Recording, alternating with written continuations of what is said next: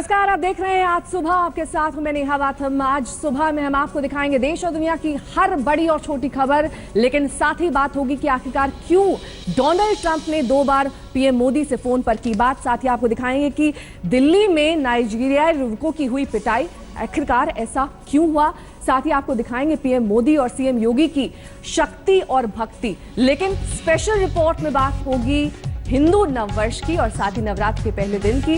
लेकिन सबसे पहले आज सुबह में बात करेंगे कि किस तरह से योगी आदित्यनाथ के आदेश के बाद पुलिस हरकत में आ गई है। यूपी पुलिस अब मजनुओं पर शिकंजा कस रही है अपने एंटी रोमियो दल के साथ। लेकिन आखिरकार रोमियो की पहचान कैसे की जाएगी, इस पर जब पुलिस वालों से सवाल किए गए तो हैरान करने देने वाले जवाब सामने आए।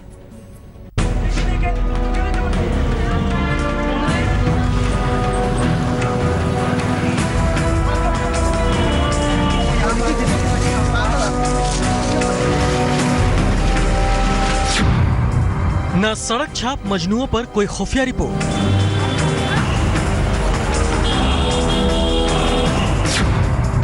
न ही हिस्ट्री शीटर मुजरिमों के तहत थाने में वही खाता।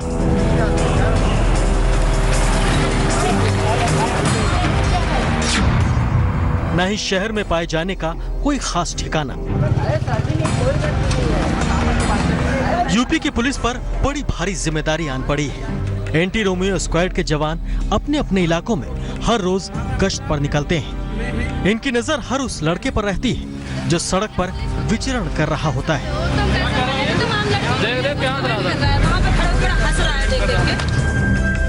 सवाल उठे कि उत्तर प्रदेश का एंटी रोमियो स्क्वाड उन्हें पहचानेगा कैसे। हमारी टीम यूपी के अलग अलग जिलों में ये सवाल लेकर निकली। हर पुलिस वाले से यही सवाल, बताइए रोमियो को कैसे पहचानेंगे। हंसे या कुछ तो लगेगा कि भी हाँ यही है। बेफिजूल के समय पास करते हुए गाड़ी के स्टैंड लगा के बैठे रहेंगे, आती आती लड़कियों को ताड़ना घूरना।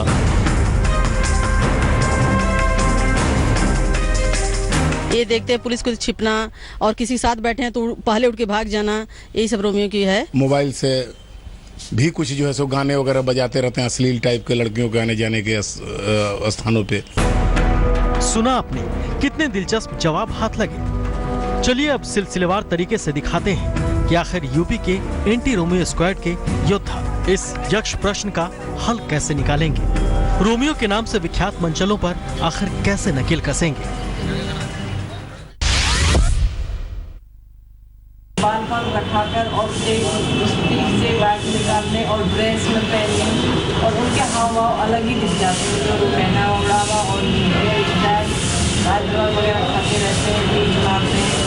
अब लड़कियों का अगर स्कूल छूटता है उस टाइम पर कोई लड़का वहीं खड़ा हुआ या एकदम से मतलब उनके पीछे पीछे चल रहे या कोई टोंटबाजी या कुछ ऐसा मतलब हंसे या कुछ तो लगेगा कि भी हाँ यही है। तो सुना आपने, सड़क पर पाए जाने वाले रोमियो की पहचान वो लड़कियों के कॉलेज स्कूल के आसपास पाए जाते हैं। उनकी पोशाक, उनका हाव भाव, यहाँ तक कि बाल झाड़ने के तरीके पर भी पुलिस को शक हो जाता है। 5-6 की 4 की संख्या में रहेंगे, फप्तियां कसना शुरू कर देंगे। इसके साथ साथ अश्लील टिप्पणियां करना, इशारे कर देना।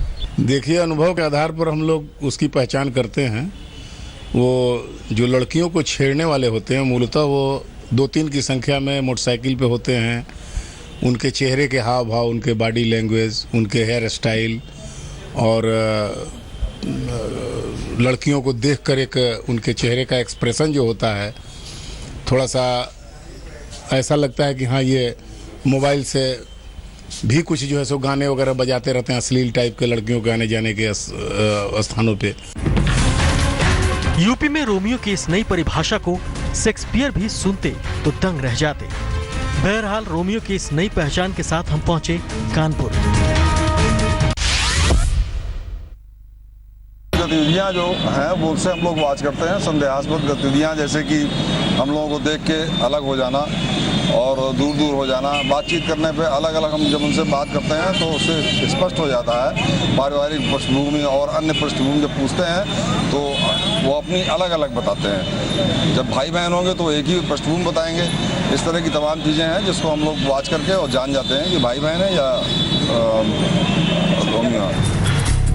तो कानपुर के रोमियो ऐसे पहचाने जाएंगे। अब बिजनौर करो, सवाल वही, रोमियो को कैसे पहचानेंगे?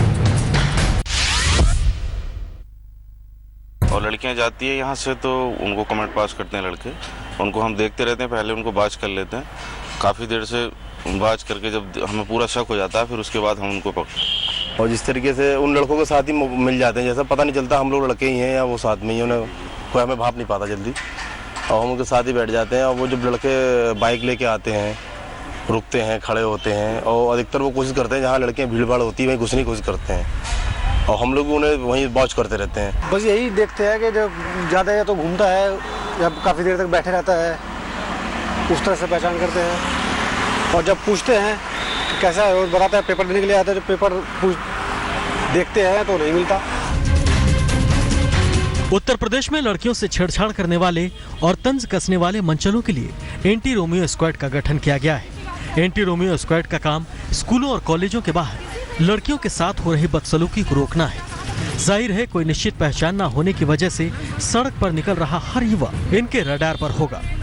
कानपुर से रंजय सिंह, हापुड़ से देवेंद्र कुमार शर्मा, चंदौली से उदय गुप्ता के साथ संजीव शर्मा, बिजनौर, आज तक।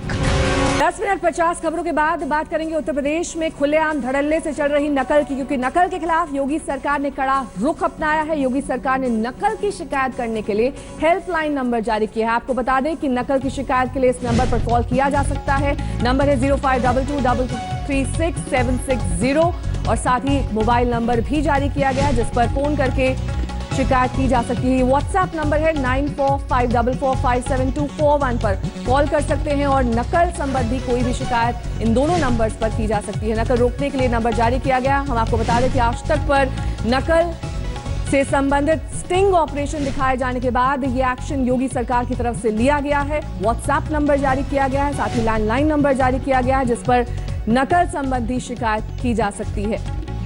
उत्तर प्रदेश में खुलेआम नकल किस तरह से अलग अलग सेंटर्स पर की जा रही थी, इस पर आज तक ने स्टिंग ऑपरेशन किया था और आज तक की इस खबर का असर हुआ है। तो योगी सरकार का ये कदम आज तक के उस खुलासे के बाद आया है जिसमें हमने ये दिखाया था कि कैसे यूपी में नकल का गिरोह चल रहा है। पूरे सूबे में धड़ल्ले से चल रहा है नकल का खेल। नकल के नेटवर्क वालों ने पूरे तिलिस्म की तहकीकात की है हमारी खुफिया टीम ने। और क्या भी है? दिल्ली का 38 पेज पे 15वां क्वेश्चन, 38 पेज पे 15वां क्वेश्चन। कभी निरीक्षण होने लगा तो उसके लिए बता देंगे। आंसर लिख लो। मिल गया। और क्या उसके यहाँ पैसे 3-4 लाख रुपए लेता है वो।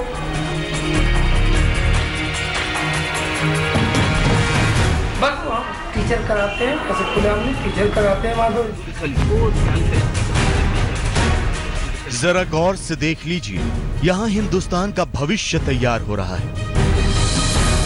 उत्तर प्रदेश के होनहार अगली क्लास में जाने का जतन कर रहे हैं। सेंटर पैसों से खरीदे जा चुके हैं। नकल माफिया यहाँ नई उम्र की नई फसल को बर्बाद करने के लिए पूरा जोर लगा चुका है। उत्तर प्रदेश में 10वीं और 12वीं की बोर्ड परीक्षाएं चल रही हैं और इसमें किस तरह से नकल माफिया का बोलबाला चल रहा है आप इन तस्वीरों में देख सकते हैं।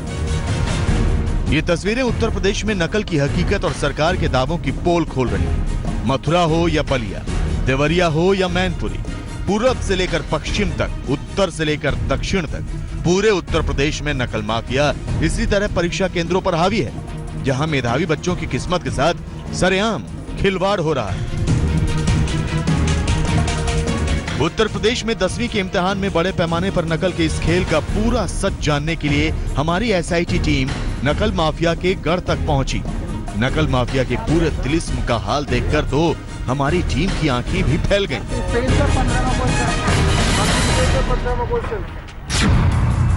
चंद पैसों के लिए बिक जाते हैं अफसर। नकल माफिया के इशारों पर नाचते हैं अध्यापक प्रिंसिपल। पैसों के दम पर खरीद लिए जाते हैं एग्जाम सेंटर। यूपी में बोर्ड परीक्षा का फॉर्मूला, पैसे लाओ पास हो जाओ। नकल माफिया कैसे पूरे सिस्टम को ऑपरेट करता है, कैसे वो परीक्षा केंद्रों पर अपना कब्जा कर लेता है, इसकी तहकीकात के लिए हमारे अंडरकवर रिपोर्टर पहुंचे मेरठ। सबसे पहले हमारी टीम की मुलाकात हुई मेरठ के रानी अवंतीबाई इंटर कॉलेज, मेरठ के प्रिंसिपल प्रेमचंद लोधी से। हमारी टीम के रिपोर्टर प्रेमचंद लोधी से परीक्षा केंद्र बदलवाने, मन माफिक परीक्षा केंद्र का जुगाड़ करवाने को लेकर बातचीत शुरू कर दी।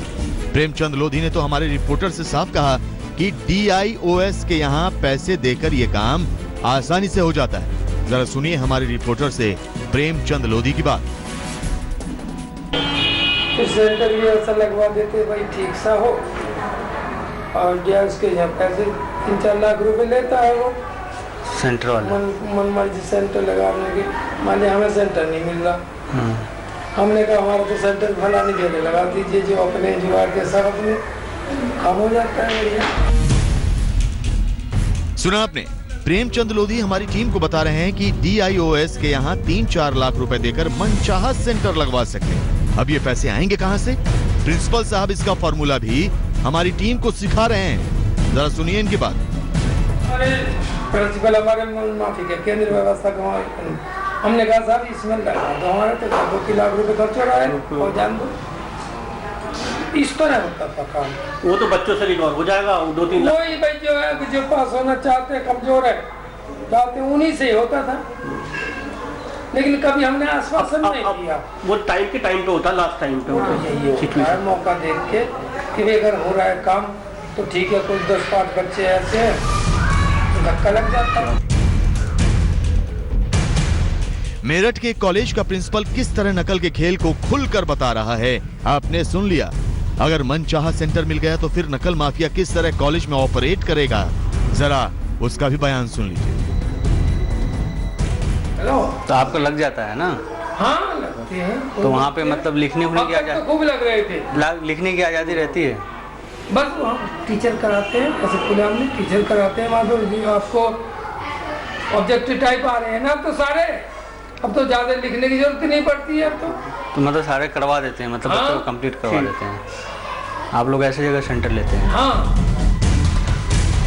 रानी अवंतीबाई कॉलेज के इस प्रिंसिपल से बातचीत में ये तो साफ हो गया कि नकल माफिया सबसे पहले मनचाहा सेंटर पाने का तिलिस्म रचते हैं। इसके लिए पैसे का खेल होता है। चपरासी से लेकर अफसर तक को घूस दी जाती है। एक बार मनचाहा सेंटर मिल जाए तो फिर नकल माफिया की पौ-बारह। हमारी इस तहकीकात की पहली कड़ी था ये प्रिंसिपल प्रेमचंद लोधी। जैसे जैसे हमारी तहकीकात आगे बढ़ी, नकल माफिया के नए नए रंग, नए नए खेल सामने आते गए। सैयद मसरूर हसन, नितिन जैन के साथ मोहम्मद हिजबुल्लाह, आज तक।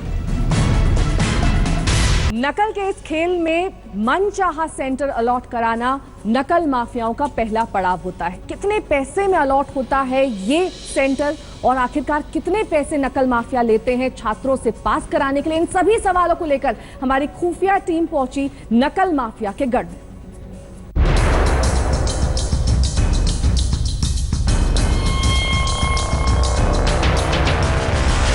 उत्तर प्रदेश में इम्तिहान में नकल माफिया के कब्जे के खेल की तहकीकात के लिए हमारी खुफिया टीम मेरठ के तमाम कॉलेजों की खाक छान रही थी, नकल माफिया से मिल रही थी, उनके इस खेल को समझने की कोशिश कर रही थी। रानी अवंतीबाई इंटर कॉलेज के प्रिंसिपल प्रेमचंद लोधी ने तो हमारी टीम को मनचाहा सेंटर बदलवाने का फॉर्मूला बताया। और अब जरा मिलिए मेरठ के एक और कॉलेज के मालिक से। इस शख्स का नाम है सुशील कुमार शर्मा। ये मेरठ के KVSS विद्यापीठ सीनियर सेकेंडरी स्कूल के संस्थापक हैं। सुशील कुमार शर्मा से जरा सुनिए मनचाहा सेंटर अलॉटमेंट का खेल। सेंटर अलॉट कौन करती है? बोर्ड वाले होता तो वही से ही है, तो करते ही है। DM की कमेटी है, DM वगैरह DM है, उसमें आपके DRS हैं, 2-3 अधिकारी हैं, JD वगैरह वो लोग करके करते। तीन लोगों को पैसे देना। हाँ, पर यह कि वो जो कंसर्न जो मेन बनाता है वहाँ सेटिंग होती है। अच्छा, अधिकारी की नॉलेज में रहता है, क्योंकि अधिकारी से डायरेक्ट आप कंसर्न करके नहीं करा सकते। तो जो बाबू मेन है, प्रशासनिक अधिकारी का नाम है उसका बाबू का, तो वो जो एडमिनिस्ट्रेटिव अफसर है इसको बना रखा है इस काम के लिए, वो सारे काम करा देगा। अच्छा, हो जाएगा।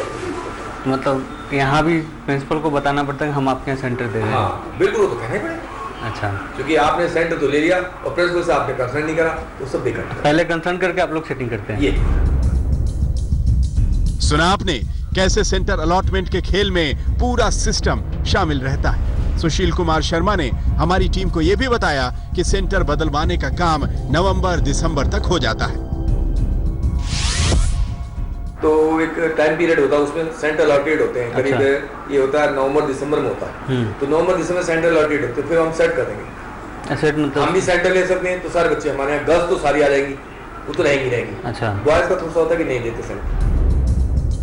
अब जरा सुनिए इस नकल माफिया की जुबानी, कैसे ये लोग नकल के जरिए बच्चों को पास करवाने का खेल खेल रहे हैं। हम आपको मिलवाते हैं एक और शख्स से। ये है मेरठ के Navjyoti inter college management committee के सदस्य प्रीतम सिंह। इनकी पत्नी इस कॉलेज की प्रिंसिपल है। प्रीतम सिंह ने हमारी खुफिया टीम को देहात के इलाकों में चल रहे स्कूलों में नकल के खेल के बारे में बताया। ये है कि भाई शहर में न लग कर देहात में सेंटर हो जाए, कुछ सेंटर तो हो जाते हैं इस तरह का, तो उसमें पास करना आसान हो जाता है। पास का मतलब वो नहीं, वो हार्ड नहीं होता, बच्चा कुछ अपने आप कर लेता है, कुछ आपस में देखकर कर लेता है। मतलब वहाँ पे पॉसिबल है, मतलब वहाँ पे चीटिंग, मतलब चीटिंग हम लोग यहाँ बच्चा थोड़ा सा नॉर्मल सा हो जाता है, इस तरह चीटिंग कर सकते हैं वहाँ पे। प्रीतम सिंह नकल कराने का फॉर्मूला तो समझा रहा है, लेकिन उसका कहना है कि ये खेल उसके अपने स्कूल में नहीं होता, दूसरे स्कूलों में वो जुगाड़ करवा सकता है। पढ़ेंगे एग्जाम, वो तो मैनेज हो जाएगा ना। हाँ, वो देखते हैं हो जाएगा, मतलब वो आप लोग कर लेते हैं। हाँ, मैं नहीं करता, हम लोग करा रहता हूँ, मेरे यहाँ कुछ नहीं, मतलब करा लेते हैं आप लोग। मेरा कुछ नहीं होता, कराता हूँ, मेरे यहाँ कुछ नहीं होता, और ना ही मैं अपने स्कूल से करूँगा, ये बता रहा हूँ। अच्छा, मैं अपने स्कूल से तो वो करूँगा जो आपके जेन्युइन होंगे, जो जेन्युइन सिस्टम, बाकी करवा दें, बाकी बाहर से स्कूल से। उत्तर प्रदेश में सरकार बदली, लेकिन नकल का कायदा नहीं बदला। 90 के दशक में जब कल्याण सिंह की अगुवाई में यूपी में बीजेपी की सरकार बनी थी, तब नकल पर बेहद कड़ाई से नकेल कसी गई थी।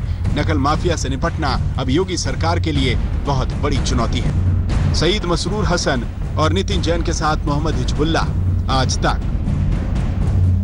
हमने आपको दिखाया किस तरह से नकल का खेल खुलेआम चल रहा है, इस पर स्टिंग ऑपरेशन किया आज तक ने, लेकिन अब हम आपको दिखाते हैं मथुरा के एग्जाम सेंटर की ग्राउंड रिपोर्ट, किस तरह से यहां पर नकल माफिया पूरी तरह से सक्रिय है। अब बहुत ज्यादा सकते नहीं तो थोड़ा बहुत काम हो जाता है पास का, फिर सेंटर भी ऐसा लगवा देते भाई ठीक सा हो, लिख सकते हैं देख कर। हाँ, कोई दिक्कत, वो सब करा देते, इतना लिखने की उन्हें देखने की जरूरत नहीं है। टीचर हमारा जो है स्वयं कर जाएगा, क्लास रूम उसके हिसाब से करा देगा, पास मार्क्स का बहुत अच्छे से बचा। बच्चा कुछ अपने आप कर लेता है, कुछ आपस में देखकर कर लेता है, मतलब वहाँ पे पॉसिबल है, मतलब वहाँ पे चीटिंग, मतलब चीटिंग हम लोग यहाँ बच्चा थोड़ा सा नॉर्मल सा हो जाता है।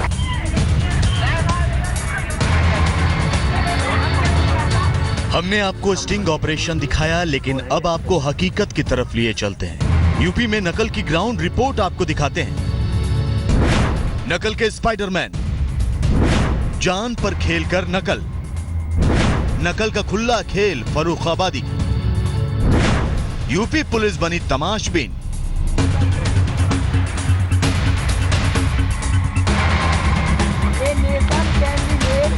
ये देखिए नकल के स्पाइडरमैन 7 से 8 फीट ऊंची दीवार पर कैसे स्पाइडरमैन की तरह चढ़ रहे हैं। इन्हें ना तो कोई चोट लगने की फिक्र है और ना ही पकड़े जाने की।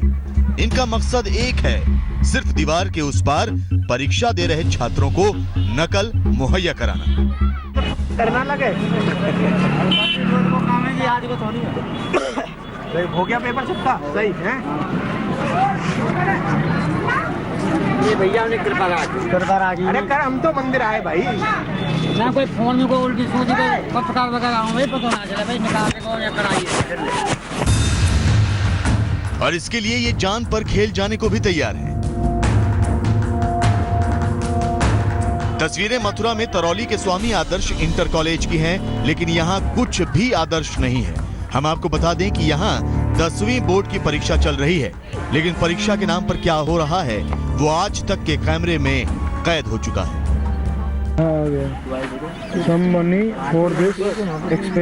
यार उसको भी, हमारे वाले को भी भिजवा दो अंदर।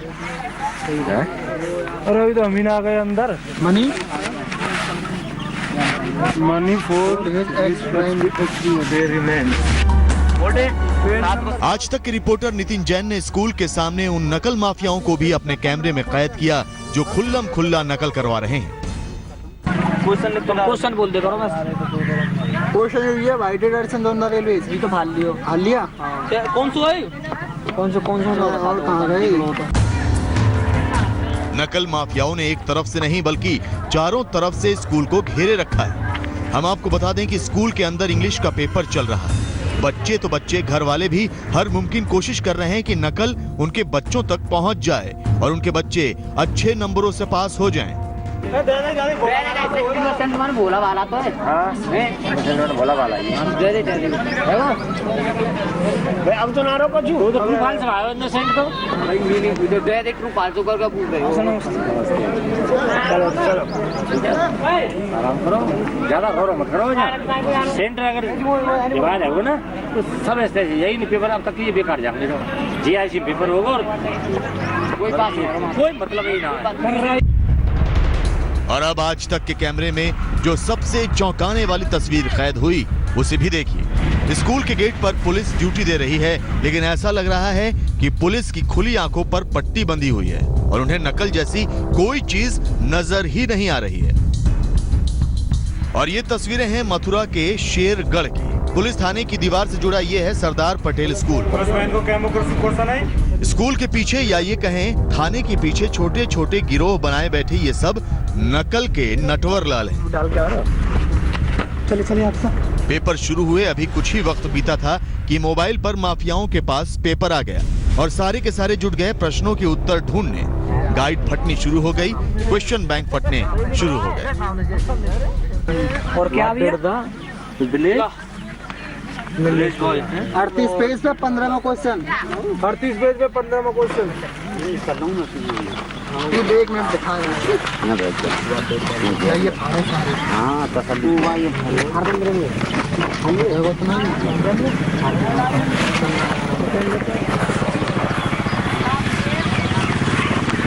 हमारे बालक की हो जाएगी ना, मिल जाएगी है मिल जाएगी। ये तो ये कि एक पर पहुंच जाए पर अब जरा इस शख्स को देखिए कैसे इंग्लिश के पेपर के सारे जवाब बोल रहा है और सारे नकल माफिया उसको लिख रहे हैं, यहाँ तक कि कार्बन कॉपी तक नीचे लगाई हुई है। और नकल के सारे पर्चे छात्रों तक पहुंच जाएं उसके लिए दीवारों में बाकायदा बड़े बड़े छेद कर रखे हैं। कुल मिलाकर नकल के टीपू सुल्तानों ने हद कर दी है। नितिन जैन, मथुरा, आज तक। नकल की ये तस्वीर किसी एक शहर की नहीं है। अब हम आपको दिखाते हैं यूपी के देवरिया का हाल। यहाँ पर भी नकल माफिया किस तरह से नकल का कारोबार चला रहा है और यहाँ तक कि पकड़े जाने पर किस तरह से वहां पर छात्रों की पिटाई हुई है, खुद देखिए।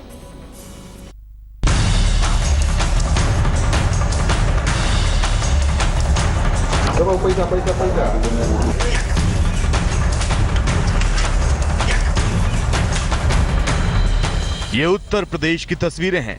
एग्जाम टाइम है तो खुलकर हो रहा है नकल का खेल।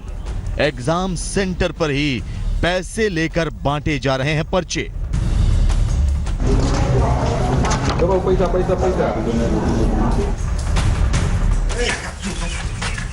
तस्वीरें यूपी के देवरिया की हैं। आप देख सकते हैं कि एक छात्र को पीटा जा रहा है।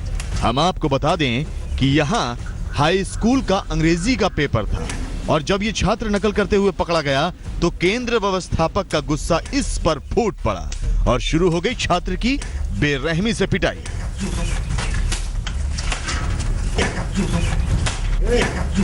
ये छात्र तो पिट गया, लेकिन देवरिया में नकल का खुला खेल फरूखाबादी चल रहा है।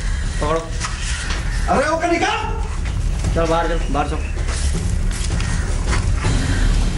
आज तक की टीम लगातार जिले के आला अधिकारियों से संपर्क कर रही है, लेकिन नकल के मामले में कोई कुछ भी बोलने को तैयार नहीं। ऐसे में सवाल ये भी उठ खड़ा हुआ है कि क्या नकल माफिया और प्रशासन की मिली भगत से ये सब कुछ हो रहा है? अभी आप बता रहे हैं, मैं अभी अधिकारियों से बोलता हूं और उसके बारे में पता लगाया जाएगा कि कहां नकल हो रही है और जो करेंगे उनके खिलाफ कठोर कार्रवाई की जाएगी। यूपी में योगी राज आ गया, लेकिन नकल का राज नहीं गया। ये तस्वीरें भी देवरिया की हैं। देखिए एग्जाम सेंटर के बाहर कैसे नकल माफिया फुल एक्शन में है। एक्शन में पुलिस भी है, लेकिन परीक्षा केंद्र के बाहर से नकल की पर्चियां बटोरने और उसे लेकर टीचरों से बहस करने में। देवरिया के रामधारी पांडे इंटरमीडिएट कॉलेज के बाहर की ये तस्वीरें उत्तर प्रदेश की शिक्षा व्यवस्था पर सवाल खड़े करती हैं। हम अपने अंदर देख रहे हैं कि अंदर से नहीं गया, बाहर अंदर से नहीं गया है, अंदर से नहीं गया है, बाहर लगे हुए हैं खिड़की पर फाड़ फूड़ के वो बैठे हुए हैं। तब हम कितना उन लोगों को रगे दे। हमारे केंद्र पर आपको इच्छा अति नहीं है, इतने हमारे अति है, आप देख ले सकते हैं। बगरा में रामधनी पांडे इंटर कॉलेज है, वहाँ के नकल का प्रकरण संज्ञान में आया है कि पूरे के पूरे प्रकरण की जांच करके आज ही हमको रिपोर्ट उपलब्ध कराएं और जो भी प्रभावी वैधानिक कार्रवाई है इस पर सुनिश्चित करें। संभल में तो हद ही हो गई। नकल माफिया के पैसे मांगने पर जब इस छात्र ने इनकार किया तो देखिए कैसे इसे बुरी तरह से पीटा गया। लात घूंसों से मार मार कर इसकी हालत बिगाड़ दी गई। इसके जब मैं 4000 रुपए थे वो भी निकाल लिए और ये सब परीक्षा से बाहर और परीक्षा पेपर वहीं पर टेबल पर रखवा कर इसे परीक्षा कक्ष से बाहर और इस पर जो है 4 टीचरों ने जो है भरपूर मार। सूबे के उप मुख्यमंत्री दिनेश शर्मा भी नकल माफिया से परेशान नजर आए। हालांकि उन्होंने सख्त कार्रवाई का भी पूरा भरोसा दिलाया। सारे डीआईओस को हमने निर्देशित किया कि वो जहां जहां नकल की सूचना है तुरंत तत्काल वो छापा मारे, तत्काल वहां पे कार्रवाई करें।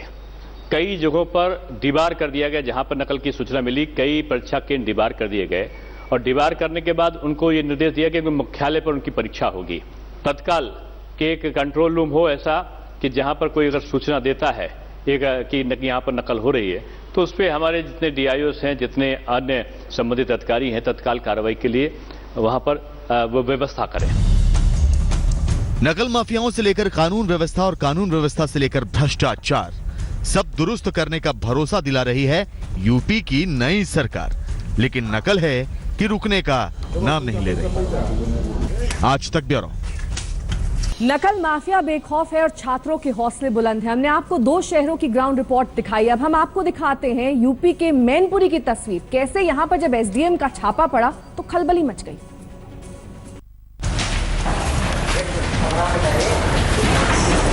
भगदड़ की ये तस्वीरें मैनपुरी के स्कूल की हैं। आप सोच रहे होंगे कि यहाँ भगदड़ क्यों मची है, तो सुनिए। थाना घिरौर इलाके के चौधरी राजाराम इंटर कॉलेज में धड़ल्ले से नकल चल रही है। जैसे ही एसडीएम को इसकी सूचना मिली वो रेड मारने के लिए अपनी टीम के साथ इंटर कॉलेज में पहुंचते हैं। लेकिन वहां देखते हैं सब कुछ सही चल रहा है। एसडीएम के पहुंचने से पहले ही नकल के नटवरलाल सब कुछ दुरुस्त कर देते हैं। लेकिन इससे पहले की तस्वीरें आपको दिखाते हैं। राजाराम इंटर कॉलेज में खुलेआम नकल चल रही है और बाकायदा सब लोग एक जगह ग्रुप बनाकर नकल कर रहे हैं। नकल की लाइव तस्वीरें आपके सामने हैं। असल में एसडीएम की टीम जैसे ही छापेमारी करने पहुंचती है, कॉलेज से 500 मीटर की दूरी पर तैनात लोग स्कूल को इसकी सूचना दे देते थे। ऐसे में एसडीएम की टीम भी नकल माफियाओं की उस्ताद निकली और परिजनों की तरह अलग अलग रंग की बाइक पर कॉलेज पहुंची और सब कुछ रंगे हाथों पकड़ लिया। जो सूचनादाता थे उनकी बाइक के माध्यम से मैं औचक तौर पर वहां गया और जाके वहाँ कक्ष संख्या 1 में सीधे ही प्रवेश किया। बच्चे जो थे वो केंद्र व्यवस्थापक की मिलीभगत के माध्यम से सामूहिक तौर पर नकल कर रहे थे। इन तस्वीरों को देखकर कोई नहीं कह सकता कि यहाँ कोई परीक्षा चल रही है। आप देख सकते हैं कि कैसे छात्र स्कूल की लॉबी में एक साथ झुंड बनाकर नकल कर रहे हैं।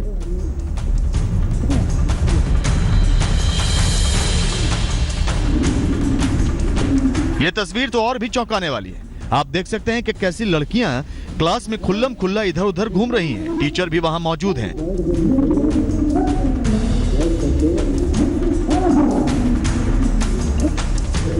और अब ये तस्वीर भी देखिए कैसे लड़कियां एक ही बेंच पर इकट्ठा हो गई हैं। जिस तरह से यूपी में नकल चल रही है, छात्रों का भविष्य किस कदर गर्त में जा रहा है, इसकी तस्दीक ये तस्वीरें कर रही है। आज तक ब्यूरो। वक्त एक ब्रेक का हो चला है। ब्रेक के उस पार कुछ और खबरें। आप बने रहिए हमारे साथ, देखते रखिए आज तक।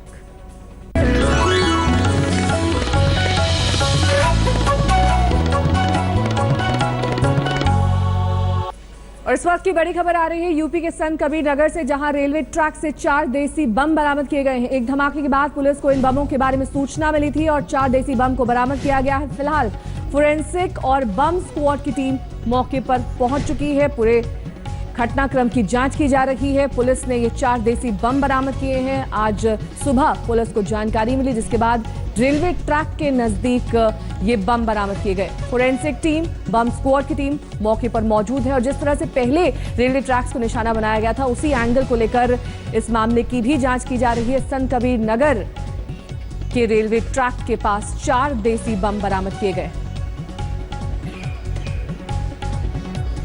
वक्त एक ब्रेक का हो चला है। बने रहिए हमारे साथ, देखते रहिए आज तक।